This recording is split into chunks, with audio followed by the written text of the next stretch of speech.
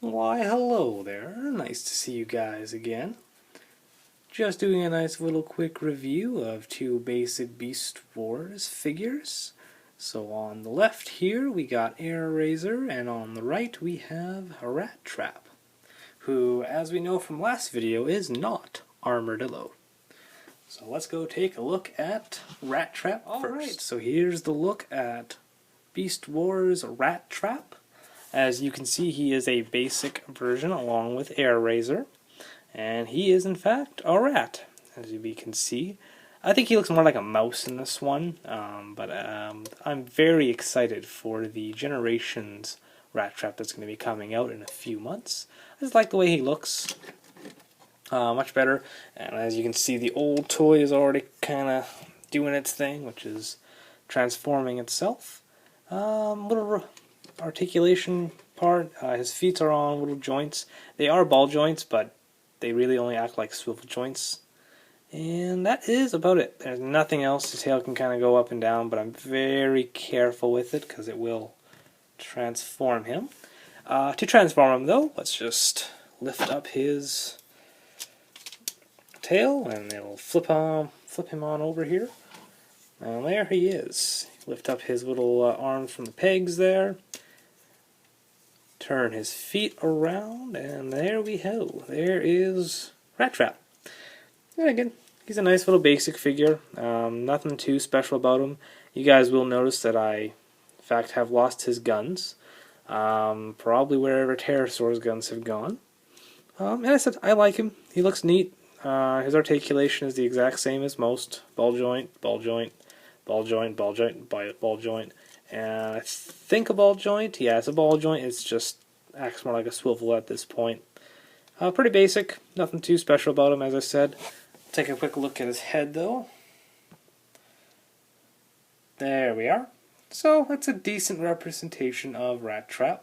You can kind of see right here some of the rubber is cracking and worn out. Again, this is a pretty old figure. I don't think I've even picked him up in over about a decade. He just kind of sits on a shelf all day long. He needs a good dusting too, by the looks of it. And that's it. My favorite part about him is you have a molded in detail of his little arm bombs, which I'm happy to say in the new version of Rattrap coming in the next few months will actually have removable and playable bombs. That's cool. I like that. But yeah, there's not really much to say about him. That is a Beast Wars Rattrap. Next we will take a look at Airazor. Alright, and here is Transformers Beast Wars Airazor. A nice little falcon, peregrine falcon. Definitely one of my favorite characters on the show, even though she didn't really last very long. Now, I have her and the repaint, the one that came with the little videotape. I don't know if any of you guys know about that. But I'm choosing to go with her simply because she actually is the most complete. She is only really missing her beak and her shoulder pads, whereas the other one's missing her gun, and I figured it would be much better to show the gun one. As I said, these are some of my older Transformers, so they're back when I was a kid and shared with other kids my age who probably didn't know how to treat Transformers as well as the adult me now does. But yeah, nice little figure. For articulation-wise, in this form, she's much, much better than, say, Rattrap or Pterosaur. You got a little gimmick here where she can wave her wings, she can fly around. Again, things are a little loose on here, so you kind of have that. And it introduces a really neat function that you start seeing in a lot of the Transformers going from Beast Wars and on, is the attack mode. So you flip out her little wings here. There you go. You kind of see her molded in sort of razor claws, little razor blades, and then you pull on this and you go.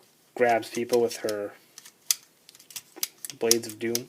Really neat. I just love these wings. I wish more winged Transformers would do wings like this. Being able to open, close, and flap. And of course you get the simple basic articulation of her legs.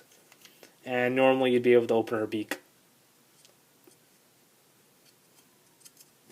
So, let's get down to transformation. So, very simple, as most Beast Wars basics are. Yeah, bring down her hips, just like that. Come on down, there we are. Spin her feet around to give her her actual feet. Bring her beast head down, and lift up her tail.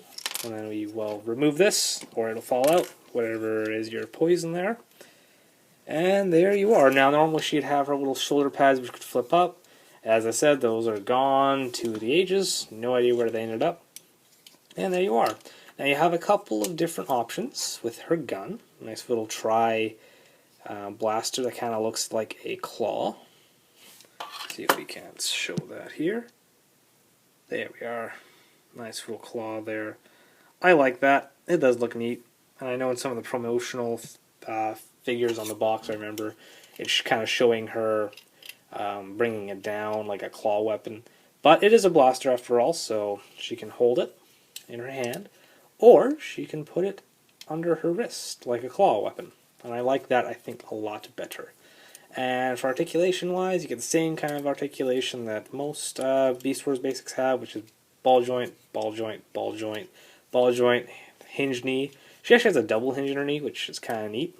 So that's mainly for when she's in her bird mode. You can kind of get her in the proper chicken leg stance, so to speak. Kind of neat. She has her attack gimmick in here as well. But I just love the way this figure looks with her wings out.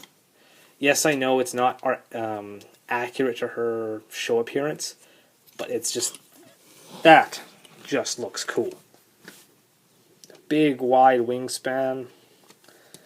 I remember when I was really young, when I used to play with these Transformers, I wouldn't necessarily follow the canon, and I'd think that, you know, she'd be like an angel coming down from the heavens to strike judgment on the Predacons and whatever else I decide to use as a story base. But I loved it. One of my favorite figures. As I said, the repaint looks much better because she has the shoulder pads and the beak, but unfortunately I lost her orange gun. That's about it for her. I'll show you her little head sculpt. It's not as good as Rattrap, in my opinion, because it's kind of beat up. But there it is. Nice green eyes. Face mask. I like it. Again, not accurate, but looks beautiful. And especially if you're a kid, you'll enjoy that. And that is all I got to say about these two. Stick around for after the video to see some of the different poses I usually put them in, and just to kind of see how I display them. Otherwise, I'll talk to you guys later.